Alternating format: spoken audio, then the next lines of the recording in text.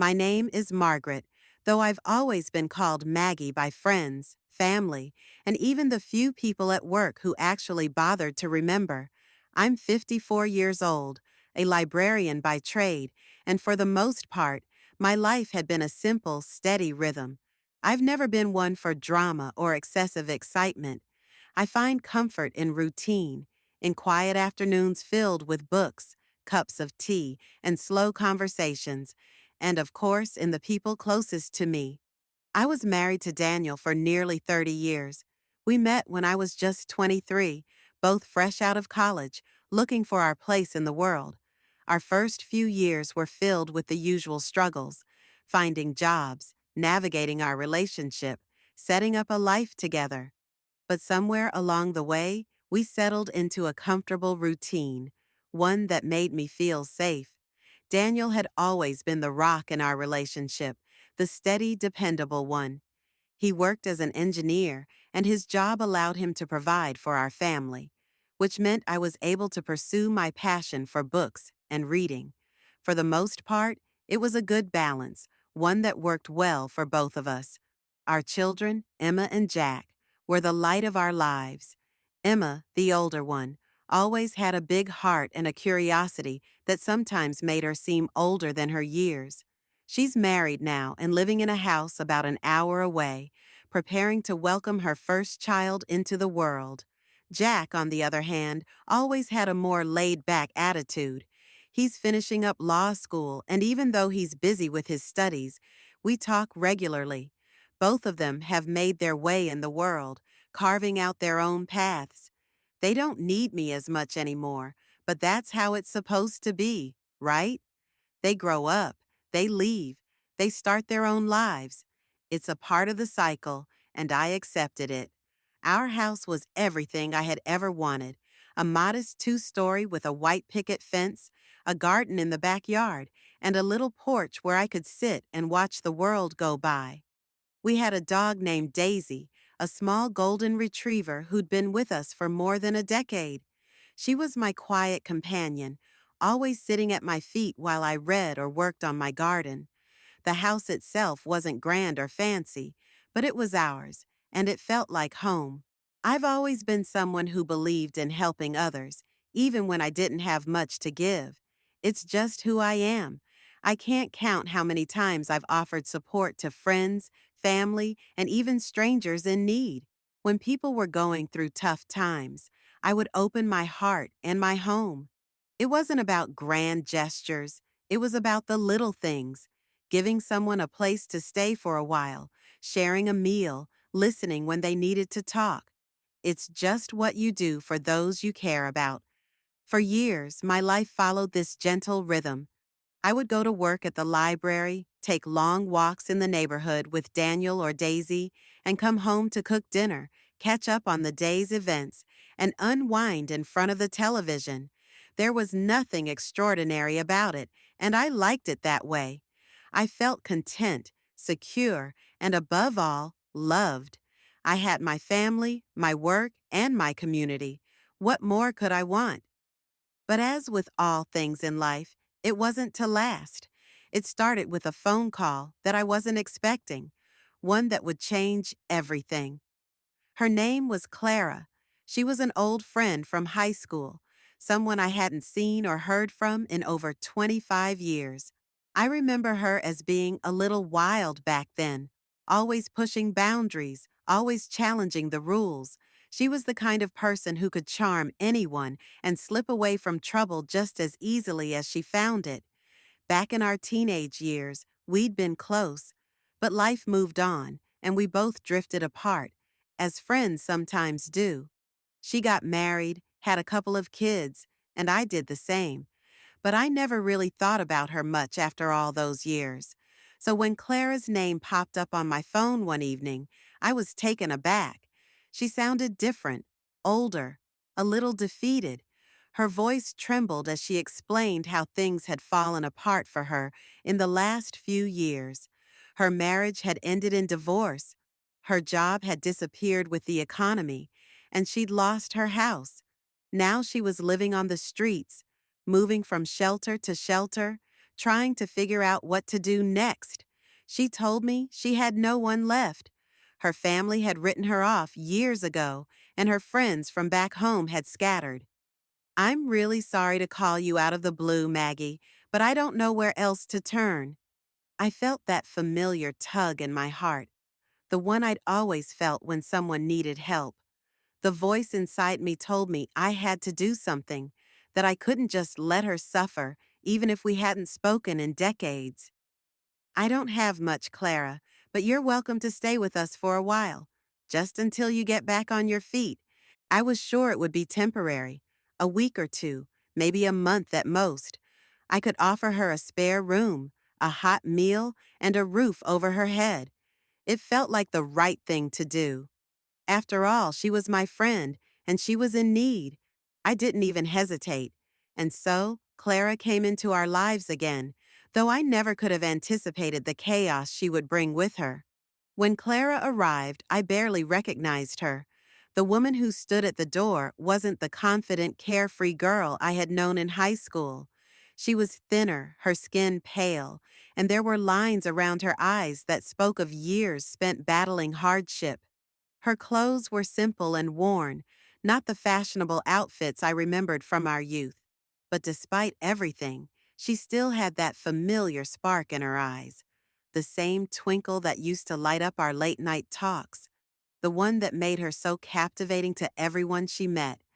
I had to admit, part of me was glad to see her again. I led her inside, giving her the guest room at the back of the house. Daniel wasn't home yet, and I wasn't sure how he'd feel about having someone stay with us unexpectedly, but I trusted he'd understand. As soon as he walked through the door later that evening, I told him about Clara's situation. He didn't say much at first. He was always the quieter one, but I could see his discomfort. It wasn't that he didn't care. It was just that he wasn't used to sudden changes like this. "You sure about this, Maggie?" Daniel asked, looking at me with a raised eyebrow. "I mean, she's an old friend, but it's been years." "I know," I replied, "but she's been through a lot. She needs help, and we have the space." Daniel didn't push it. He was a good man, even if he didn't always understand my need to take in others. He always thought things through logically, whereas I acted more on instinct. And that's what brought Clara into our home. The first few days were fine. Clara kept to herself mostly, though she would join us for meals and we would chat, catching up on the years we'd lost. She was polite, thankful, and seemed genuinely grateful for the opportunity to stay with us. She told me stories of her past, about her ex-husband, the job she'd lost, and the friends she'd watched drift away. It wasn't easy to hear, but I understood. Life had been hard on her. Daniel and I had always gotten along well. Our relationship was solid, even after all these years. But I started to notice things, small things at first, that made me uneasy. It started with little comments Clara made to Daniel. At first, they seemed innocent enough. Compliments about his work or remarks about how nice he looked after a long day at the office. But as the days went on, the compliments grew more frequent, more personal. She'd laugh at his jokes a little too hard, brush her hand against his shoulder when passing by him in the kitchen. I brushed it off at first. After all, she was probably just trying to make herself feel more at ease, trying to fit in. But there was something in the way she looked at him, something that made my stomach churn. And then there were the conversations. At night, when Daniel and I would sit down to have our usual quiet dinners, Clara would often join us. She'd sit a little too close to him, leaning over him to pour her drink, engaging him in discussions about his work, his hobbies, his life. I noticed that Daniel, who had always been a man of few words, had started to open up to her in a way I hadn't seen in years. He talked about things I hadn't even known he cared about. His old college days, books he'd been reading, random thoughts that popped into his head, things he used to keep to himself, things he only shared with me. I tried not to let it bother me. After all, Clara was going through a tough time. She was lonely. just like anyone in her position would be. But as the days passed, it became harder to ignore. The way she laughed too loudly at his jokes, the way her hand lingered a little too long when she brushed against him, the way her eyes seemed to light up when he spoke to her. And Daniel? He didn't seem to notice. Or maybe he did, and he was just being polite. But I started to feel a coldness between us that hadn't been there before. It wasn't just the small moments, though. Clara's presence in our home started to shift the dynamic. Daniel, who had always been warm and affectionate with me, became distant. He'd come home from work and immediately head for the kitchen to talk with Clara. He'd sit on the couch, scrolling through his phone, while I made dinner in silence. The little touches, the words of encouragement, the affection I had grown accustomed to, they weren't there anymore. Instead, I felt like I was an outsider in my own home. I tried to talk to Daniel about it once, but he brushed it off. "You're imagining things, Maggie. Clara's just lonely. She's been through a lot. Let's not make this harder than it needs to be." But I knew something was changing. I could feel it in the air, in the way Daniel's attention shifted more and more toward Clara. And as much as I wanted to ignore it, I knew deep down that this wasn't just about her being lonely. Something else was going on. It started with little things, things I could easily dismiss if I wanted to. Small interactions that seemed innocent on the surface. But the more I observed, the more they began to gnaw at me. At first, I thought maybe I was just being overly sensitive. After all, Clara had just arrived in our home, and Daniel was naturally being kind, trying to make her feel welcome. But then the compliments began. Not the casual ones, like nice shirt or good job, but the more intimate, personal ones. Clara would say things like, "You look so handsome today, Daniel," or "You've really kept in shape for someone your age," with a flirtatious smile that seemed to linger too long. I'd see her glance at him when he wasn't looking, and the way her eyes softened whenever he spoke. She'd lean in too close when she spoke to him, brushing her arm against his. She wasn't subtle about it either. I tried to ignore it, tried to tell myself that maybe she was just lonely or grateful, but I couldn't shake the feeling that there was more to it. And Daniel? He seemed oblivious at first, but as the days went by, I noticed him responding more to her. He'd smile at her jokes a little more than usual. He'd engage her in conversations about things that we never talked about, things like his childhood or his college years or the music he used to love before we had kids, things he hadn't shared with me in ages. At first, it didn't make sense to me. Daniel had always been devoted to me, as far as I could tell. We'd been together for almost 30 years, and I knew him well enough to recognize when something was wrong. But I had to admit, something was different. There was a shift, a change in the air, a coldness I couldn't explain. I tried to tell myself it was nothing, that I was imagining things, but deep down, I knew better. One evening, as we all sat down to dinner, I noticed the way Clara kept leaning toward Daniel. She was sitting a little too close to him, laughing a little too loud at his jokes. When I caught her glancing at him with that soft, almost tender expression, something inside me snapped. I could feel the heat rise in my chest, the jealousy bubbling up inside me. I couldn't help it. "Clara," I said, trying to keep my voice steady, "you're sitting awfully close to Daniel. Is everything all right?" She glanced at me quickly, and for a brief moment, I saw a flash of something in her eyes. I couldn't quite place it. Guilt, maybe? Or was it amusement? Either way, it didn't make me feel better. "Oh, I'm sorry," she said with a laugh. "I guess I just got caught up in the conversation." I tried to laugh it off, but the knot in my stomach wouldn't loosen. That night, after dinner, I went to bed early, hoping to calm myself, but sleep wouldn't come. I kept tossing and turning, my mind racing. What was happening? Was I just being paranoid? Was I overreacting? Or was there something more between Clara and Daniel than I cared to admit? The next morning, I decided to confront Daniel. I had to know what was going on, even if it meant risking everything. I found him in the kitchen, drinking his coffee, reading the newspaper as usual. Daniel, I said, my voice calm but firm, we need to talk. He set the paper down and looked at me with a tired smile. What's up, Maggie? I crossed my arms, feeling my pulse quicken. It's about Clara. She's she's been acting a little too familiar with you lately, and I don't think I'm imagining it. Daniel blinked, clearly surprised. Maggie, I don't know what you're talking about. She's just lonely, that's all. We're just being friendly. I mean, she's been through a lot, and you know how I am with people. I know, I said, my voice shaking just a little. But this feels different. It's more than just being friendly.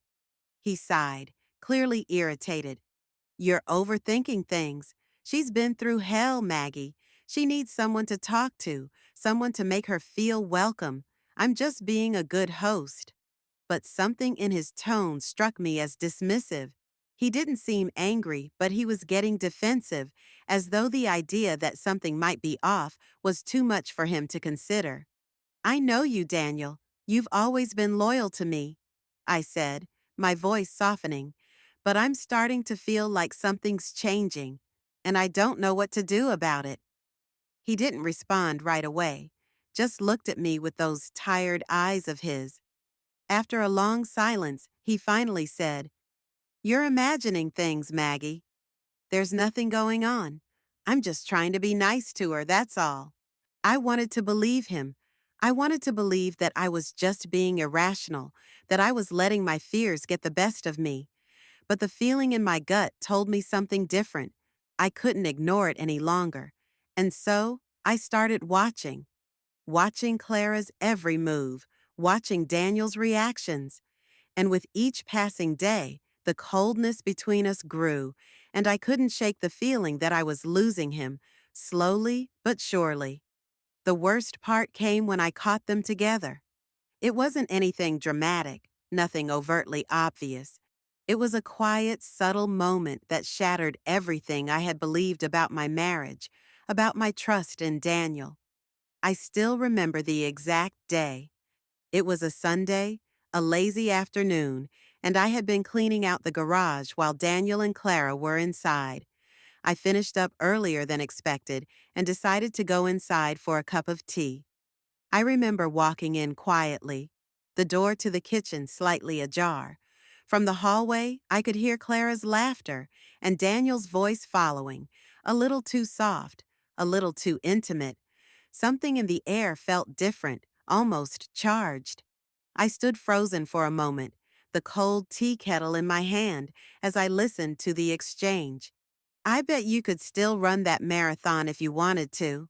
Clara's voice teased. You've always been so fit, Daniel. He chuckled, but there was something in his laugh that made my stomach twist. I don't know about that, but maybe I'd give it a try if I had the right partner. I knew immediately what she meant. The implication was clear. They were talking about running a race together, sure, but it wasn't just the marathon they were referring to. It was the way their words hung in the air, the easy familiarity between them that wasn't there when it was just the two of us. It was as if they had a language of their own now, one that I wasn't part of anymore. My heart dropped in my chest. This wasn't just kindness or friendliness. This was something more. I don't know how long I stood there, but when I finally stepped into the kitchen, I didn't speak at first. I just stood there, looking at them. Clara was sitting at the table, her legs crossed, leaning in close to Daniel, her hand resting on his. The moment she saw me, she jerked back slightly, and Daniel turned his head, a flicker of guilt crossing his face before he masked it with a forced smile. Maggie, he said, his voice a little too casual, you're back. I couldn't say anything at first. My throat felt tight, my chest ached. I knew I should have been angry, but all I could feel was this overwhelming sense of disbelief.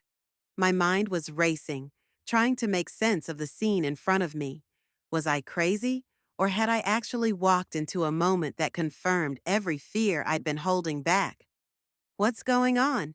I finally asked, my voice barely above a whisper.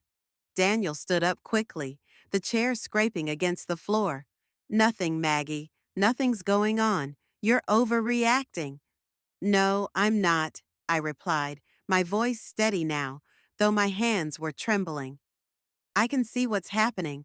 I can see what you two are doing. Clara stood up too, pushing her chair back. Maggie, it's not what you think. We were just talking. You're lying, I said, the words tumbling out before I could stop them. I've watched it happen every day, little by little. The way you look at him, the way you talk to him like I'm not even in the room. Don't tell me it's nothing. Don't tell me I'm imagining this. Daniel's face darkened, and I saw something I had never seen before. Contempt. A coldness that I hadn't thought possible between us. You don't get it, Maggie, he said, his voice low. You don't understand what I've been dealing with. You've become so wrapped up in your own life, in your own routine, that you've stopped seeing me. I'm not the same person I was when we first got together. I don't know if I can even say that I love you anymore. His words hit me like a slap across the face.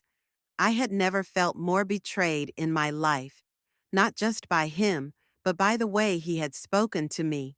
Cold, dismissive, almost as if I was nothing to him. And then I turned to Clara, my heart pounding in my chest. And you, I said, the anger rising inside me. You knew what you were doing. You knew how this would hurt me, and you went along with it. You've been here for a month, and in that time, you've taken my husband from me. What kind of friend does that? Clara's eyes shifted, and for a moment, I saw guilt flash across her face, but it quickly vanished behind a mask of indifference. I didn't mean for this to happen, Maggie, but Daniel and we have something real, something you don't understand. I shook my head, feeling like the world was crumbling around me. You've taken my home, my husband, my life, and you think that's something real? Daniel took a step forward, his expression hard. Maggie, I'm sorry, but I'm not happy here anymore. I haven't been for a long time. I needed something more, and Clara gives me that. That was it. The final blow. I couldn't stay in this house for one more second, not with them standing there, not with this reality I could no longer ignore.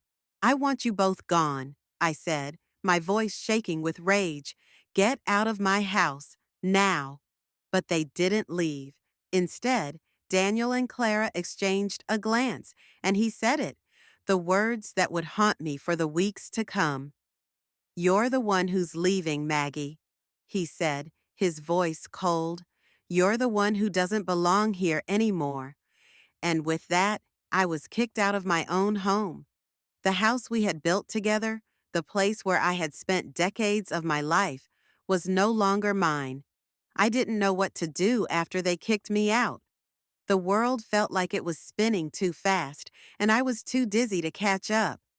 The shock was so overwhelming that it took me a while to even process what had happened. Daniel, my husband of nearly 30 years, had chosen her, chosen Clara over me, and just like that, I was discarded. I had to leave the house, of course. There was no place for me there anymore. I grabbed a few clothes, a few personal things, just the bare essentials, and packed them into my old suitcase. I didn't even bother to look back when I stepped out. There was nothing left for me there. I found a cheap apartment. It was small, cramped, and frankly, depressing. The walls were thin, the plumbing was bad, and the noise from the neighbors was unbearable, but it was mine, at least for now. I had no other choice. I could have tried staying with friends or family, but they had all heard the rumors, the whispers about my marriage falling apart. I didn't want to burden anyone. I felt humiliated enough without having to explain everything to well meaning but judgmental people. The first few weeks were the hardest. The loneliness was suffocating. The silence in my new apartment was a constant reminder of how far I had fallen. My old life felt like a distant memory, like something that belonged to someone else. The reality of what had happened kept hitting me in waves, and it never stopped.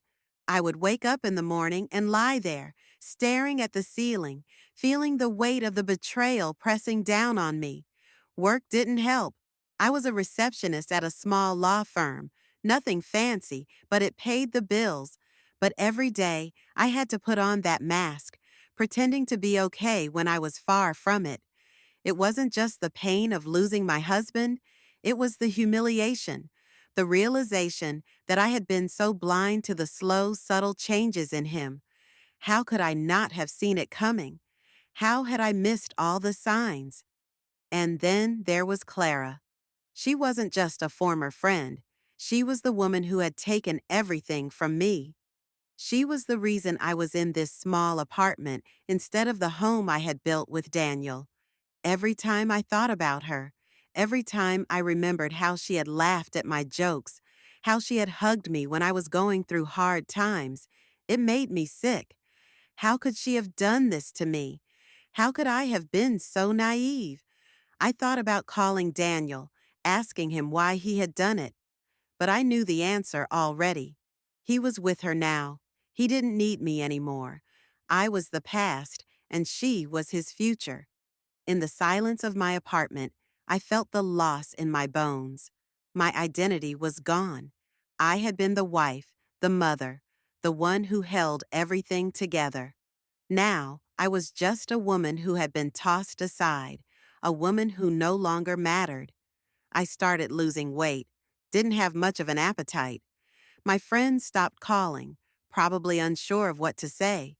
I'd stare out the window, watching other people go about their lives, and I felt so disconnected from it all. What had I done wrong? Was it my age? Was I not exciting enough? Was I too comfortable? The questions gnawed at me, but there were no answers. But even in the depths of my despair, something inside me began to shift. Maybe it was the simple fact that I had nowhere else to turn, or maybe it was the bitter, aching rage that was starting to build up inside me. I didn't want to lie down and accept this fate. I wanted to fight back, to find a way to take back my life, to prove to myself that I was more than just the woman who had been left behind. I started making plans. Quietly, silently, I began to rebuild. I knew that revenge wouldn't come overnight, but it would come. One step at a time, I was going to take control of my life again. I wasn't going to let them win, not this easily. I called a lawyer. I wasn't sure what my options were, but I needed advice. The lawyer I spoke to was surprisingly kind. He listened to my story and asked a lot of questions about the house. I told him how it had always been in my name. The deed, the mortgage, everything had been in my name, even though Daniel and I had always shared everything. But legally, it was mine. He told me there was a chance, a small chance, but a chance nonetheless. I could contest the way things had unfolded, especially since I hadn't signed anything that would have given him or Clara rights to the house. He asked me to bring in the deed, any relevant documents, and we would start from there. It wasn't much, but it was something.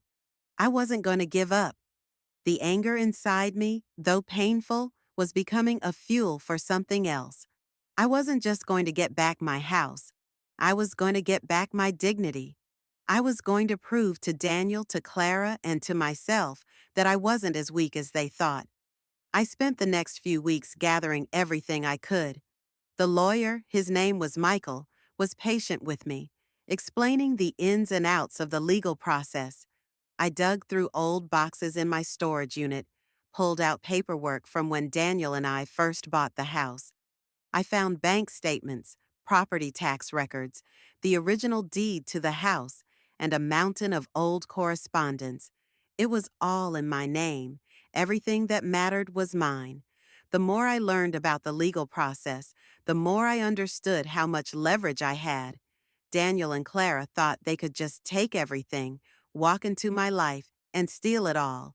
But they didn't know the fine print.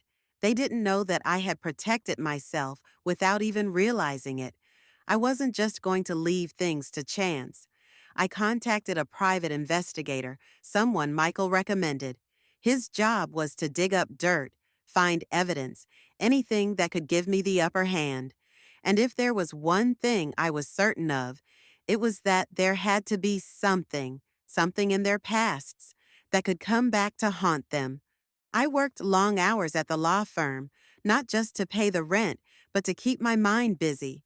The harder I worked, the more I felt like myself again, the more I believed in my ability to overcome this. Every night I stayed up late, studying the law, reading about cases of divorce settlements, real estate laws, and property disputes. I wasn't just going to fight for the house. I was fighting for my life, for my identity, for the woman I used to be, the woman I was going to become again. The private investigator came through with a few key pieces of information. Daniel's name had come up in some old financial dealings that didn't sit right. It wasn't anything overtly illegal, but it was enough to raise some red flags. Clara's past was a bit more troubling. She had been involved in a few questionable situations back when we were younger, things that might not hold up in a courtroom, but they weren't pretty either. It was nothing that would blow up in the media, but it was enough to paint a picture of both of them as opportunists. With this information, I felt a fire inside me, something I hadn't felt in a long time. I wasn't going to be their doormat anymore. I would use everything at my disposal, every ounce of strength I had, to make sure that they didn't get away with this. They couldn't just waltz into my life and destroy it without consequences. Michael, the lawyer, had set up an appointment with a mediator to try to work things out with Daniel and Clara. I had told him I didn't want to just take them to court. I wanted a resolution, but not at the cost of everything I had worked for. But I also knew they wouldn't just hand over the house without a fight. They thought they had won, that I was broken, that I was powerless, and I hated the thought that they believed I would just let them get away with it. The day of the mediation arrived. My stomach was in knots, but I refused to let fear control me. I showed up in a professional suit, my hair done neatly, and walked into that conference room with my head held high. Daniel and Clara were already there, sitting across from each other, looking smug. It made my blood boil. They looked at me as if they had already won. Michael greeted me with a small smile, giving me an encouraging nod. He had helped me prepare for this moment, but I could see the doubt in his eyes. I wasn't sure if he thought I had much of a chance either, but I had something they didn't. I had the truth on my side. The mediator, a calm woman named Sarah, introduced herself and explained the purpose of the meeting. She asked us to lay out our positions. Daniel spoke first, of course. He was smooth, confident, talking about how we had agreed to sell the house, how he was entitled to half. Clara sat beside him, her hand resting on his, smiling as though she had every right to be there. When it was my turn, I didn't hold back. I explained how everything had been in my name, how the house had been mine before we even met, how Daniel had always been the one to say he didn't care about ownership, just about our life together. I presented the legal documents, the deed, the bank statements, all of it. I spoke slowly, deliberately, showing how much I knew about the law, how prepared I was for this. Clara tried to interrupt a few times, but I didn't let her. The more they spoke, the more I could see the cracks in their story. Daniel kept avoiding my eyes, and Clara looked like she was getting frustrated, her smile faltering every time I mentioned specifics. The more they squirmed, the more I realized how much they had underestimated me. The mediator listened carefully to both sides, but I could tell she was leaning in my direction. After a few hours of tense back and forth, Sarah announced that she would review the evidence and schedule a follow-up. I could tell Daniel wasn't happy. and I could feel Clara's eyes boring into me with hostility. But I stayed calm. I had done everything I could. Now I just had to wait. Later that night, I returned to my small apartment, my heart pounding. The worst part was over. All I had to do now was wait for the final decision. The days that followed the mediation were excruciating. I spent most of my time in the apartment, pacing back and forth, waiting for the final ruling. It felt like my entire future hung in the balance, and each hour stretched into an eternity. I tried to keep busy at work, but my mind was consumed with thoughts of what was happening behind closed doors. Would the mediator side with me, or would Daniel and Clara's underhanded tactics win the day? Finally, the call came. It was Michael, my lawyer, and I felt a pit form in my stomach as soon as I saw his name on the screen. But when I answered, his tone was warm, confident. "It's done. You won," he said, and for a second, I didn't believe him. "Wait, what do you mean?" I asked, my voice shaking. "They ruled in your favor. The house is yours. You can move back in. They're legally evicted. All of their claims were dismissed. The evidence you provided was more than enough to prove that they had no right to it." I could hardly process what he was saying. I had won. They hadn't gotten away with it. The house was mine. I felt a rush of emotions flood through me. Relief, triumph, disbelief. For so long, I had been the one who had been left behind, the one who had lost everything. But now I was the one standing tall. I had fought for my home, my dignity, and I had won. I wasn't a victim anymore. When the court ruling was officially filed, I made the call to Daniel.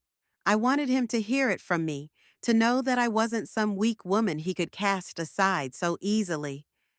"Daniel," I said when he picked up, my voice cold and steady, "you've been served. The house is mine. You're being evicted." There was silence on the other end for a long time before he spoke. "You don't deserve it. I don't know why you're doing this, why you're fighting for something you don't need anymore." I could almost hear the desperation in his voice, the way he was trying to justify what he'd done. "I'm not fighting for the house, Daniel," I said, my voice unwavering. "I'm fighting for myself, for the person I used to be, the person I'm becoming again, and I won't let you take that from me." I ended the call before he could say anything else. I had said what I needed to say, and I wasn't going to let him drag me back into the emotional mess he had created. The next few days were a whirlwind of legal paperwork and moving logistics. It wasn't easy, but I was determined to get back what was mine. It wasn't just about the house. It was about reclaiming my life, my sense of self. I wasn't going to let them win, not this time. When I arrived at the house, the first thing I noticed was how empty it felt. It was the same house, but it wasn't mine anymore, not the way it used to be. Still, it was my space, and that was all that mattered. I walked through the front door, breathing in the familiar scent of the place, the smell of old wood, the faint hint of fresh paint. It was home again.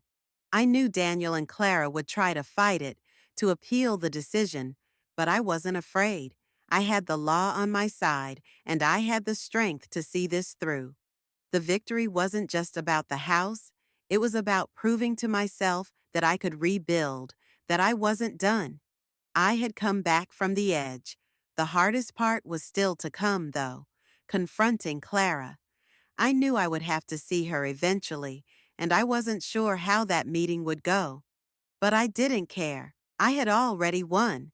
She could never take that from me. When I finally saw her, it was in the yard.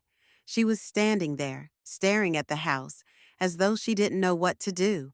When she saw me, there was no apology, no regret in her eyes, just coldness, like she thought I had done something wrong by taking back what was mine. "You don't belong here," she said, her voice tight. "This is our home now." I shook my head, feeling the bitterness rise in me, but I kept my composure. "No, Clara, this is my home, and you're no longer welcome here." I could see the rage in her eyes, but she didn't say anything else. She turned and walked away.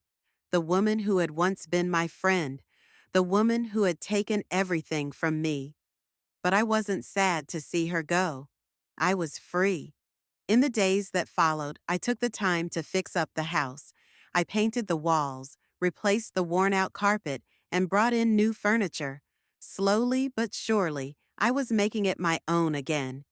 This time, I wasn't doing it for anyone else. I wasn't doing it for Daniel or Clara. I was doing it for me. The house didn't feel like the home I had once known, but I was building something new. I was taking back my life, one step at a time. Standing at the front door, looking out at the world, I knew that this was my triumph. Not just over Daniel, not just over Clara, but over everything they had tried to take from me, over the woman I had been before, who had allowed herself to be pushed aside. Now I was stronger, and no one could take that from me. I had won.